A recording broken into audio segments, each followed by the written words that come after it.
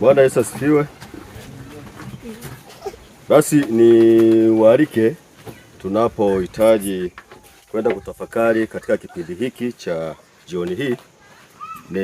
Tunao muda mchache sana ambao tunaenda kutafakari kuangalia vile ambavyo Mungu ametuumba na vile ambavyo tunaweza kuishi pasipokuwa na maradhi. Ni kipindi kizuri watoto na watu wazima tuweze kuwa makini ili tuweze kusikiliza vile ambavyo tunapaswa kuitunza miili yetu.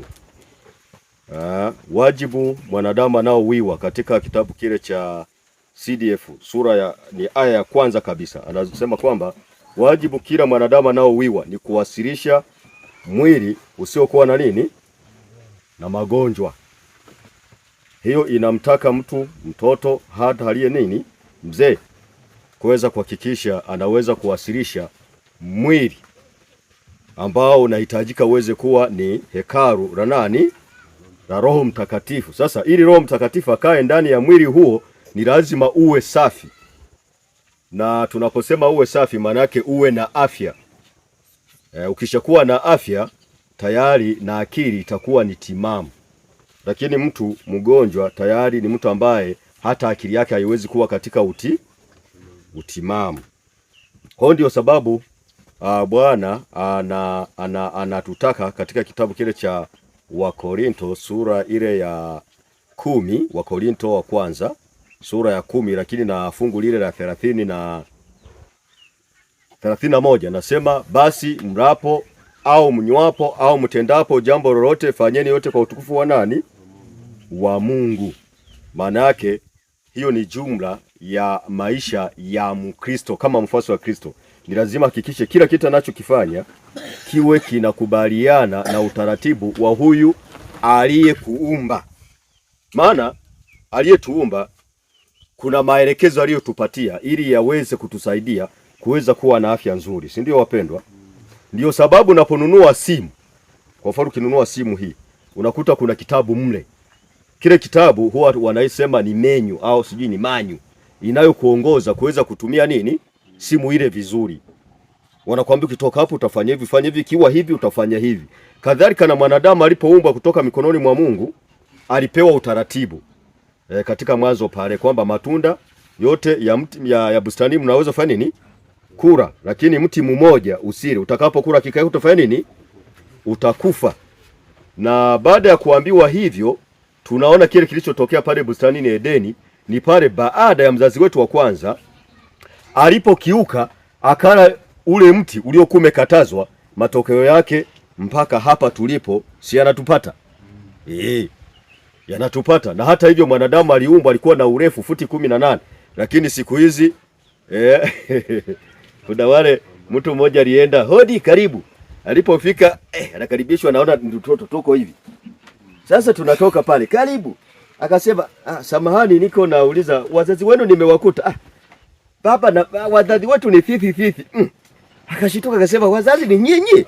Inakuwaje tutoto sasa? Akaacha kaondoka, kumbe ni mbilikimo wako hapa. Sasa naona tunatoka ndani ni mke na mume, ila tuko hapa chini tunakomea hapa. Sasa tuliposema kwamba ni fifi, jamaa kashindwa kuelewa ni nini kinachoendelea, akaondoka. Maana kajua ni tutoto, labda sasa tumemdharau. Kumbe hapana, ni wazazi na ni wenyeji wa nini? Wa nyumba hiyo, wa mji huo. Lakini shida ni kwa sababu ya madhara na matokeo ya nini?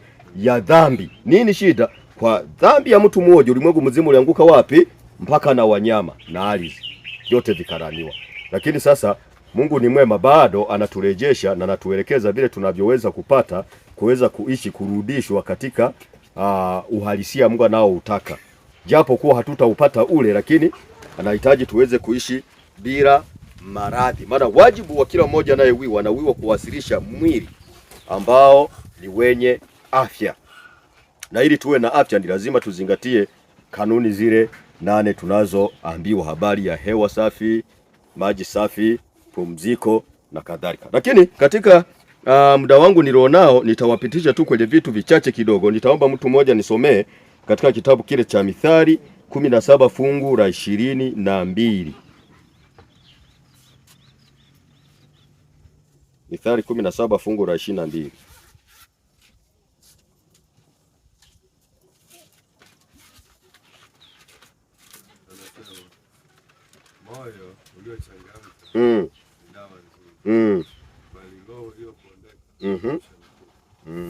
Moyo uliochangamka ni dawa nini? Nzuri. Bali moyo uliofanya nini? Uliopondeka uikausha nini? Mifupa. Katika kitabu cha The Message of Healing, kwa lugha nyingine huduma ya uponyaji, ukurasa ule wa 241 aya ya 3 anasema hivi kwamba ujasiri 1, tumaini 2, imani, huruma, upendo vinafanya afya iwe na ubora na kurejesha kutengeneza maisha ya mtu. Akili iliyoridhika, roho inayochangamka ni afya ya mwili na nguvu kwa roho, na moyo uliochangamka ni nzuri kama dawa. Hiyo ni dawa ya kwanza, moyo uliochangamka. Bwana Yesu asifiwe.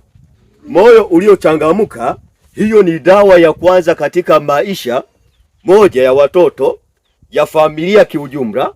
Unajua mahali pale ambapo unakuta hakuna amani, hao ni wagonjwa. Hao ni nini wapendwa? Japokuwa siko kwenye kaya na familia. Bwana Yesu asifiwe. Mimi nazungumzia upande wa afya, ili tuwe na afya na akili timamu. Maana ni wajibu ambao kila Mkristo anawiwa kuweza kuwasilisha mwili ambao una afya nzuri mbele za nani? Mbele za Bwana, ili aweze kuutumia. Sasa anazungumza kwamba nabii kwamba ujasiri, tumaini, imani, huruma, upendo vinafanya anasema vinafanya afya iwe na ubora na kufuraha na furaha.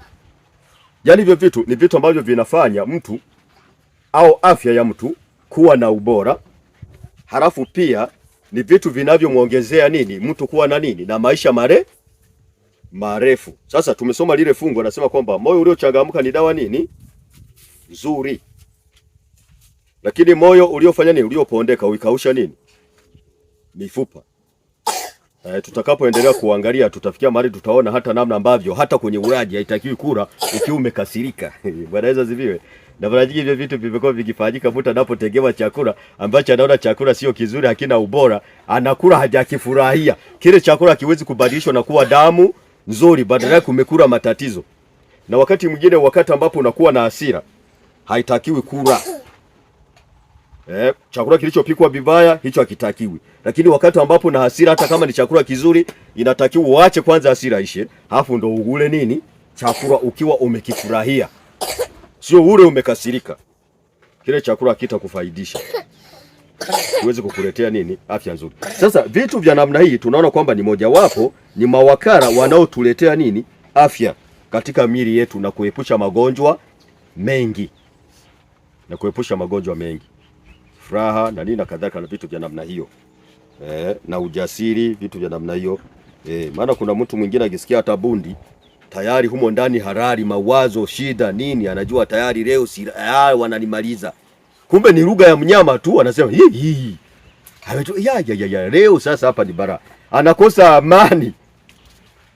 Tumaini linakosekana kabisa. Mwisho anakuwa nani? Mgonjwa. Kuna kisa kimoja kilitokea sehemu fulani. Watu wakawa wamepingana tu kwamba unajua mimi naweza nikafanya mtu akawa mgonjwa. Mwingine akasema haiwezekani. Yaani mimi nikiwa mzima unifanya kuwa mgonjwa. Akasema naweza nikakufanya kuwa mgonjwa. Akasema hapana. Akapotezea. Alipopotezea, alinyamaza, akatulia, akamsahaulisha. Siku ya siku akampangia watu kama 5. Akamwambia nenda kwa fulani, utakapokutana naye umwambie rafiki, imekuaje bwana uko hivi? Akishituka, wewe endelea kukazana. Hauko katika nani? Yeye naona kabisa huyu naumwa. Na mwingine akamtrain hivyo hivyo. Sasa wakaanza. Wa kwanza kaenda walipokutana, akamwambia vipi? Mbona uko hivi? Na hivi na hivi. Mbona hivi? Yule mmoja mbona niko vizuri? Huyu akapita. Alipokuja mtu mwingine, ile wanakutana, akamshangaa, akashituka. Na yeye yale akasema yule mtu akaanza kufanya nini? Kudhoofika, akasema yawezekana kweli naumwa. Hao nikoje? Akaanza kujiangalia. Anajiangalia, kwa kweli naona mimi nitakuwa naumwa. Kwa kweli mimi nitakuwa na nini? Naumwa. Mwisho akaugua kweli. Sasa ameenda naumwa, lakini si kwamba naumwa kwenye nini? Akili kafanya mwili mzima kuwa nini? Mgonjwa. Yule jamaa alipokuja kumwona akamwambiaje? Akasema wewe uliniambia siwezi kukufanya kuwa mgonjwa wewe. Unaumwa nini? Nimeambiwa wewe uliniambia siwezi kukufanya kuwa mgonjwa wewe. Mbona umekuwa mgonjwa sasa? Umepima? Hapana, nimekutana na watu kadhaa wananiambia naumwa, na kweli naona kabisa nitakuwa naumwa. Na kweli najisikia yani kama mwili, yani hata mkono yani humu wote nasikia vinauma, vinatoka huko vinashuka vinakuja huku. Na maelezo akaanza kuwa akamwambia sikiliza rafiki, hauumwi. Wale watu mimi niliwapanga mimi. Wewe uliniambia siwezi kufanya kuwa nini? Mgonjwa. Kumbe inawezekana sasa.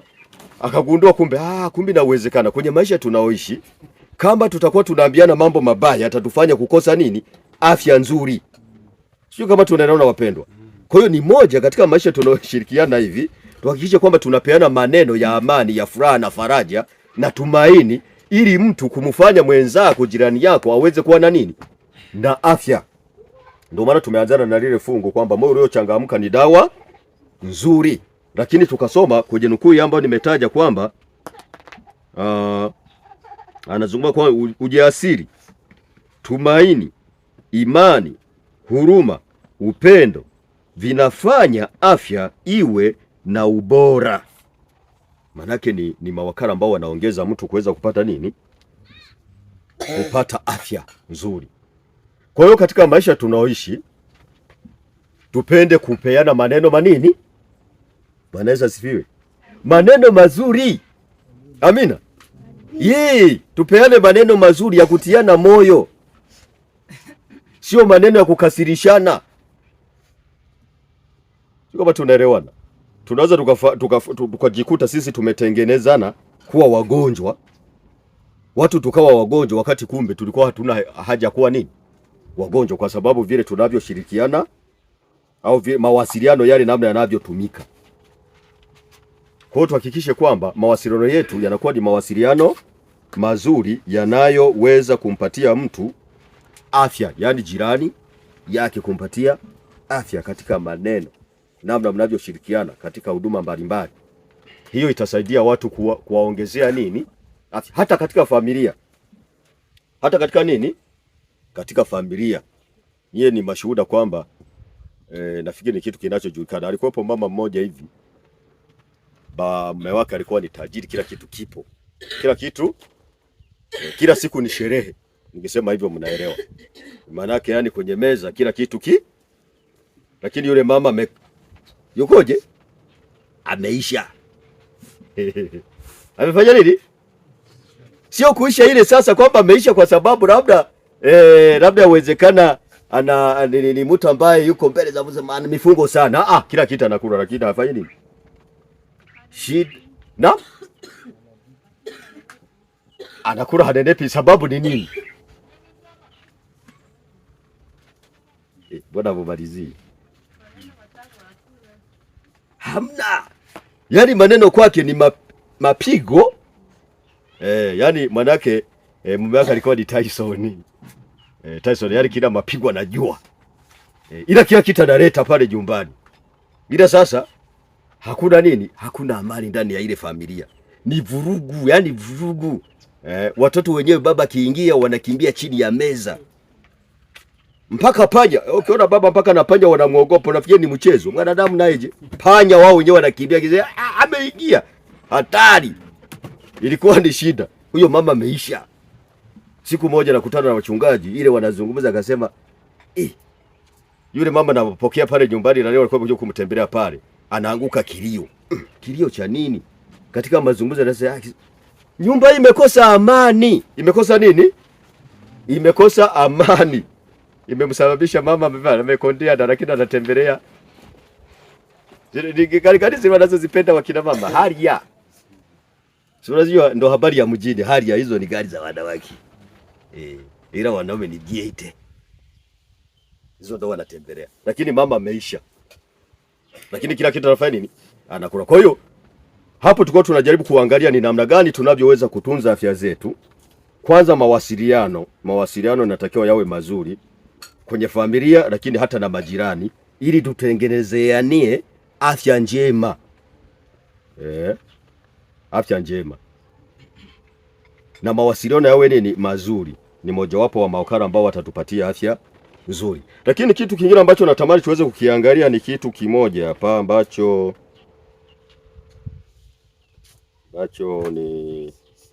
nitamani kwamba tuangalie dawa chache tu, maana nabii ameelezea kwamba katika The Message of Healing anasema kwamba kuna wale ambao wakiugua huwa wanaomba uponyaji.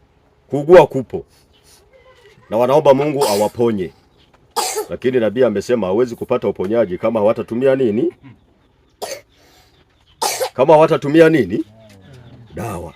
Tuna dawa. Mungu ni mwema sana, ametupatia dawa nyingi sana, mimea mingi ya asili. Ukisoma katika Selected Message gombo la pili sura ile ya 30, ukisoma yote pale amekuelekeza dawa, mimea ya zamani ya asili ingeondoa usumbufu na vifo vingi vilivyopo katika ulimwengu huu, mimea ya kizamani.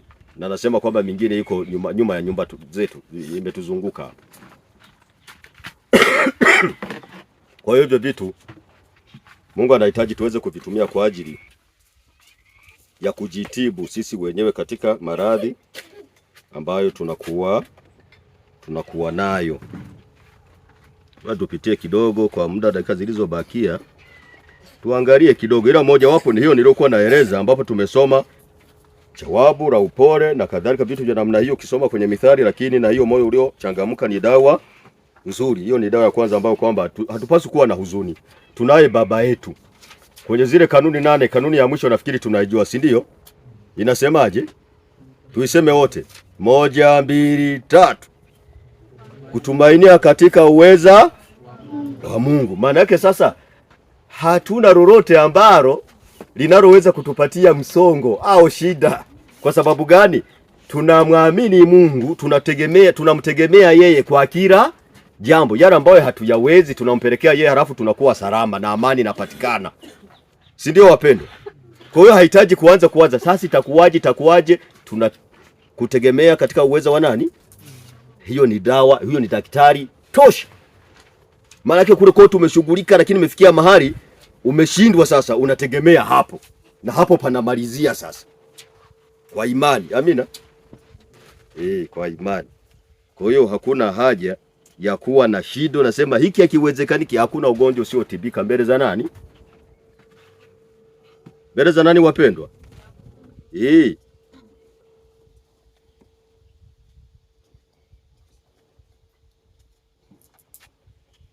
Sasa nilitamani tuweze kuangalia kidogo, tupitishane kidogo kwenye magonjwa machache hapa.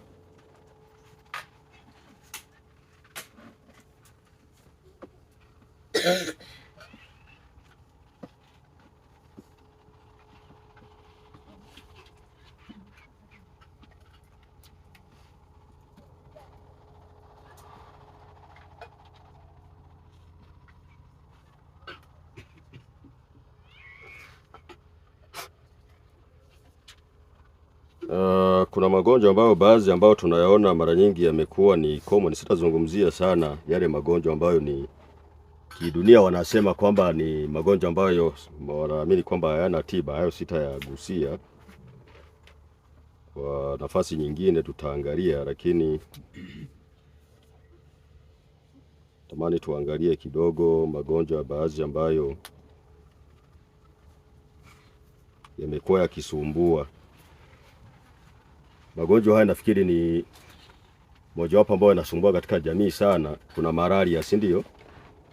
Ndio nizungumzie namna ya kujitibu malaria, si ndio?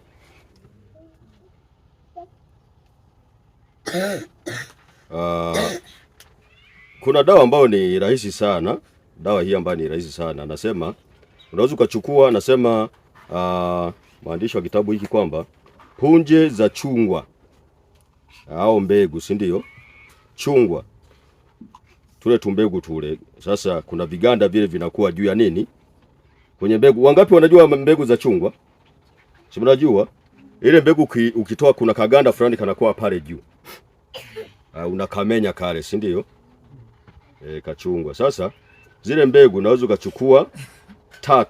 Sawa? Hapo nauma nini? Malaria. Mbegu zile 3 za chungwa. Zile mbegu unaweza ukazimenya ukatoa tuwe kale karea ka juu. Utazitumia kutwa tatu mara tatu. Tatu mara ngapi? Mara tatu. Kwa wale ambao mmewahi kumeza vidonge mnajua, lakini inatakiwa uzitumie kwa siku 7. Yaani unakuwa unazitafuna kwa mara tatu. Hiyo ni dawa mojawapo ya nini? Ya malaria. Hizo ni punje za chungwa. Sasa nadhani ni vitu ambavyo ni rahisi. Unaweza kutumia hivyo na unaweza ukajitibu kama umedhibitisha kabisa kwamba una malaria, si ndio? Maana wakati mwingine tunashindwa kudhibitisha homa na malaria, huwa mara nyingi tunajumlisha vyote kama pamoja kwamba mtu anaumwa homa anasema ni malaria. Lakini kuna homa, lakini kuna nini? Kuna malaria. Homa si tunajua ni nini? Na malaria si tunajua ni nini? Wangapi tunajua? Mikono juu.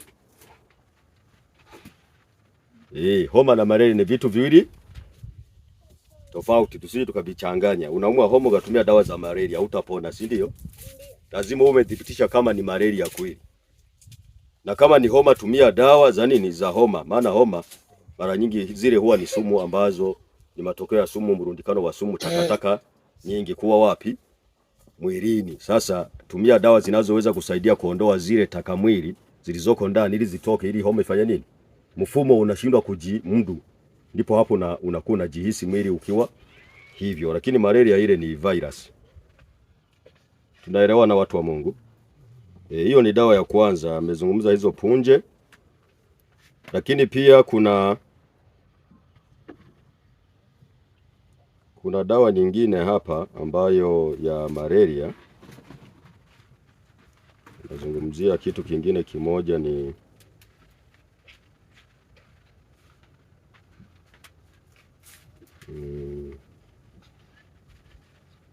hizo punje, si tumeelewa?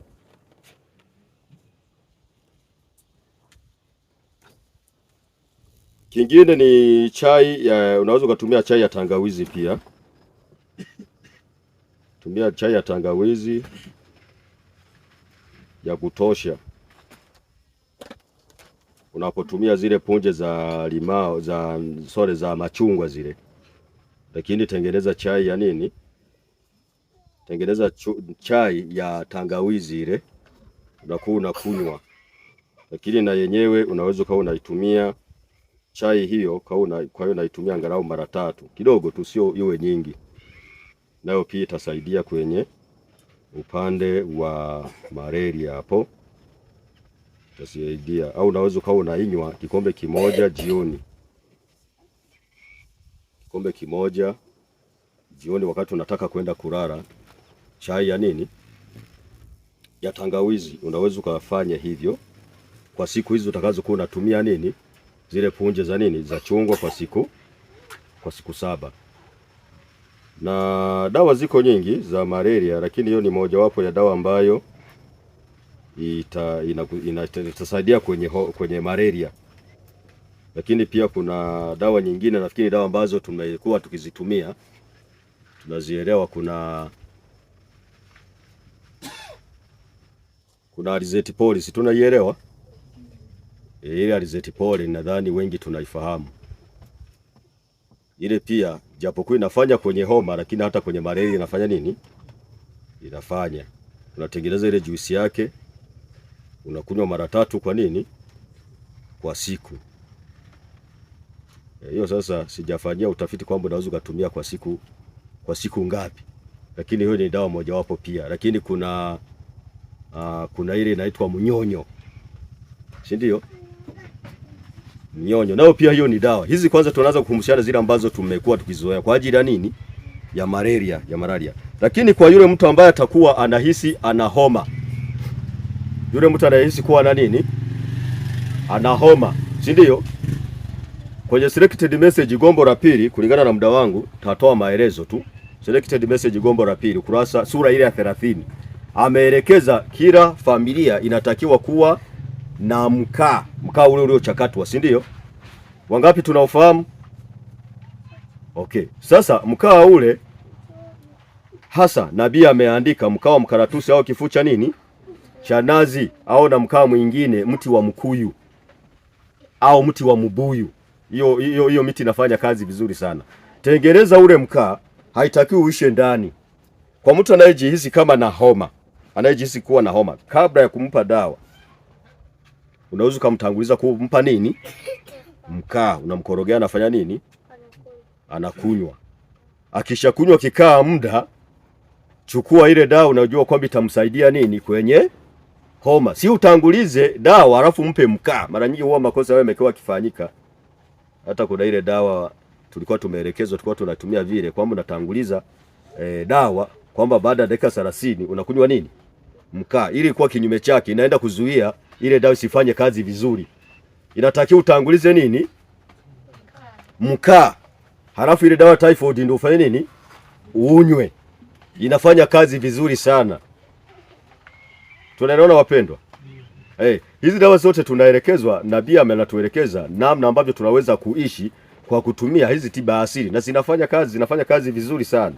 Ila wakati mwingine tunakosea utaratibu wa matumizi, ndio unaweza kuona kana kwamba kama hazifanyi kazi haraka sana, lakini zinafanya kazi haraka sana kwa mtu anayezingatia katika matumizi yake. Sasa kwa yule anayeumwa homa, sasa niko kwenye homa. Maana homa na malaria huwa vinaendana. Lakini kama umedhibitisha kama ni malaria, dawa ziko nyingi. Mojawapo ndio ambao nimetaja, lakini kuna pamoja na kuna mbegu za limao pia. Sio za chungwa, tuna za limao zinafanya kazi hiyo. Punje 3 mara ngapi? Kuchukua mara 3 lakini kwa siku 7. Hiyo ni malaria. Lakini wakati wa usiku nataka kulala, kisha unapata kikombe kanini? Katangawizi. Unywe, inasaidia kutibu nini? Ile malaria. Ila sasa unaweza ukawa unahisi kwamba ni homa. Kuna ile dawa nimetaja aloe vera pori, si ndio? Alizeti pori. Ile mnajua namna kuitengeneza, najua wengi wanajua ile kutengeneza juisi yake. Lakini kabla hujanywa ile, hakikisha umetanguliza nini? Mkaa. Koroga unywe, baada ya muda utumie nini? Ile dawa. Ukifanya hivyo kwa siku kadhaa, ile homa inafanya nini? Inaisha. Lakini wakati mwingine kama mtu yuko hoi, unamwona yuko hoi, hajielewi, si ndio? Lakini unajua kwamba hii ni homa, amepatwa na homa kali. Tengeneza tope. Tengeneza nini? Tope. Ukishatengeneza ile tope, chukua kitambaa chako cheupe kisafi. Kwa vile hapa sijaja na kitambaa. Kile kitambaa kilaze sehemu safi, sawa? Chukua lile tope, limimine kwenye kile kitambaa. Ukisambaze usawa na vile utakavyomwekea kwenye tumbo lake. Ukimaliza, chukua kipande kilichobakia, funika. Nyanyua vizuri, weka kwenye tumbo lake, funga kitambaa vizuri, sawa, akiwa amelala chali. Acha hivyo ikae takriban kama dakika 30 au dakika 45. Halafu kisha toa, mfute, mwache. Utaanza kuona mtu anapata nini? Kahuweni. Na imekuwa ikifanya vizuri hiyo dawa. Na nabii ameelekeza hivyo kwenye selected message gombo la pili, kurasa ule wa sura ile ya 30. Kisoma pale ameelekeza kwamba imekuwa ikifanya vizuri. Lakini haikomei hapo tu. Haikomei hapo, hata kwa wale ambao umeng'atwa na mdudu, unahisi na sumu kali, tengeneza ile tope, fungia pale mdudu alipofanya nini? Alipokung'ata. Lakini zaidi nilichokuwa nazungumzia ni homa na malaria. Maana ni vitu ambavyo mara nyingi huwa vinashabihiana, tunashindwa kutofautisha hii ni homa, hii ni nini? Ni malaria. Lakini kwa yule ambaye amegundua kabisa kwamba hii sio homa, ni malaria, anaweza kutumia dawa za malaria moja kwa moja. Zaidi tutakuja tupeane, maana kulingana na muda wangu sipendi ni ile muda zaidi wa mtu mwingine. Nitakuja tuendelee, nitaleta dawa fulani tuziangalie kiujumla kwa wale watakao kuwa naandika zinazotibu homa, lakini zinazotibu nini? Malaria. Sasa hizi leo nimezungumzia tu mbegu za limao na mbegu za nini? Za chungwa, si ndio? Pamoja na nini? Bwana Yesu asifiwe. Amina. Pamoja na kitu gani? Alizeti pori na tangawizi. Hizo ndo dawa ambazo nimetaja. Lakini mkani kazungumza kwa ajili ya kufungia kwenye tumbo, kwa ajili ya kupoza nini? Ile homa kali. Yaani kuna mtu unakuta yuko na homa kali ambao unaona hajiwezi, lakini unapomfungia inamsaidia mtu kupata kahuweni haraka wakati kuendelea na tiba zingine. Lakini tiba ya kwanza, huduma ya kwanza ambayo natakiwa muwekee mtu mwenye homa kali, hakikisha unamtengenezea tope, unamfungia kwenye nini? Kwenye tumbo. Sasa usije kumfungia kwenye tumbo akiwa amevaa hivi, alafu uweke hapa. Si nimeweka kwenye tumbo. Maana watu tuna shida. Maana kuna mtu mmoja alifika sehemu akasema umbu wamenisumbua sana silali. Akaomba neti. Akapewa neti. Alipopewa neti, yeye akaenda kaweka, ikageuka kuwa foronya, kaweka pale. Akarara. Umbu wakatandika, we Alipoamka akaja tena kumlalamikia, si unilipa neti lakini umbu wa hapa kwenu ni hatari. Yeye nimeweka neti vizuri kabisa na nimelala lakini umbu wamenipiga. Kuna kaiangalia hapa umbu hapa machoni. Wewe uliwekaje neti rafiki? Mbona ile neti ni mpya? Akasema nimeweka kabisa, nikaweka vizuri kabisa. Hakujara, kajua basi unani uangalie labda kuna tundu, kuna sehemu kuweka vizuri. Hamna, yani nimeangalia kabisa, nimehakikisha hamna tundu. Hamna tundu. Shabaka tulia. Hakwenda kuangalia siku ya kwanza. Ya pili alipoamka anakuja na mlalamika kweli, yani uso wote. Na kweli kulikuwa na umbu ile sehemu, maana nilikuwepo. Kulikuwa na umbu wengi. Sasa kuja kwenda huyu mtu analalamika kweli, mbona uso mpaka umeharibika? Kwenda neti iko kwenye nini? Kwenye ile nailoni vile vile. Halafu imewekwa kwenye mchego. Sawa? Hii inakaeje? Akasema hii nilikuwa naweka hapa kabisa, nikiona huku umbu anapiga na igeuza na iweka hapa. Sasa mtu anaweza kasikia nikufungia tumbo mkaa kwenye tumbo, akachukua mgonjwa amelala labda amevaa kakoti kake kama haka, kamhudumu akamuraza pale akaweka mkaa hapa. Huo mkaa utafanya nini? Hautafanya kazi. Tunaposema tumbo, maana yake hakikisha kwamba tumbo liko yani nguo hizi zimetoka pako nini wapendwa? Usije kawa huyu aliyeenda kulala kwenye neta kaweka hivi kichwa, baadaye kiona zimekazana zimekasika umbu anageuzia huku, wakati kumbe litakiwa shushi ile mfuko yeye azame. Kwa alichofika yule jamaa kimsingi alifunua tu akachana kale kama mfuko kamfungia vizuri. Jamaa aliporara kaanza kuchekelea, kumbe huma hawaingii. Kwa hiyo hawezekana hata hizi nduma tusizielewe vizuri. Mtu akaja kafungia kwenye nguo aliyovaa. Nimesema kitambaa keupe kazuri, kasafi, hakisha unaweka nini? Mkaa vizuri pale juu tope lile. Ule mkaa uliochakatwa ule. Nafikiri ningesema uliochakatwa, wengine wanaweza ule mkaa kuna hatua zake za kutengeneza. Nadhani tutakuja tuelekezane kwa wale ambao hawajui, lakini najua wengi wanajua. Ukishakoroga kale katope, weka kile kitambaa vizuri, weka hapa, chukua kitambaa kingine, mfunge vizuri, ukubane hapa kwenye ile tumbo. Baada ya nusu saa utaona mtu anaanza alikuwa hawezi kuongea na nini, atapata kanguvu, utaendelea na huduma zingine, na Bwana atubariki. Tukomee hapo, tutapiga magoti tuombe.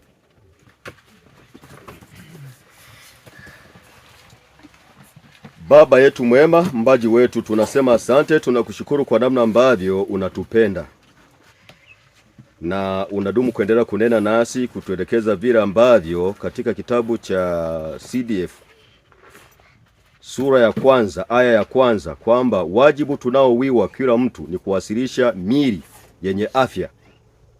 Na hivyo tunakuomba kaweze kutusaidia kuanzia mtoto hata mzee, tuweze kuelewa ni jinsi gani tunavyoweza kuishi maisha yenye afya. Tumeona taratibu na kanuni unazotuelekeza kwa ufupi, na pale ambapo wakati mwingine ambapo umetuandikia watoto wadogo msitende dhambi, lakini tukitenda dhambi tunaye mwombezi. Pale tunapokosea kanuni zako na kuugua, umetuelekeza tiba rahisi, mimea kizamani ambayo Baba hiyo ingetuondolea kila mmoja vifo, lakini na usumbufu na kuugua ambako kunatusumbua sana. Tunaomba tusaidie, tutie nguvu, tuwezeshe kwa njia ya Roho wako Mtakatifu kuweza kuishi kanuni 8 za afya.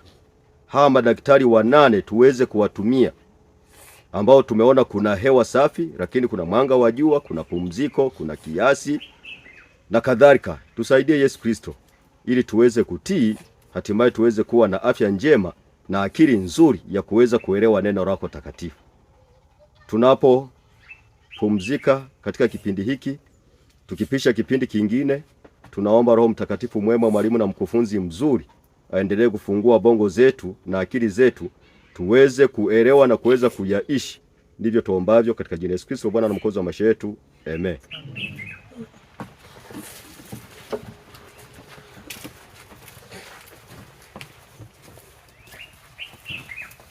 Bwana Yesu asifiwe.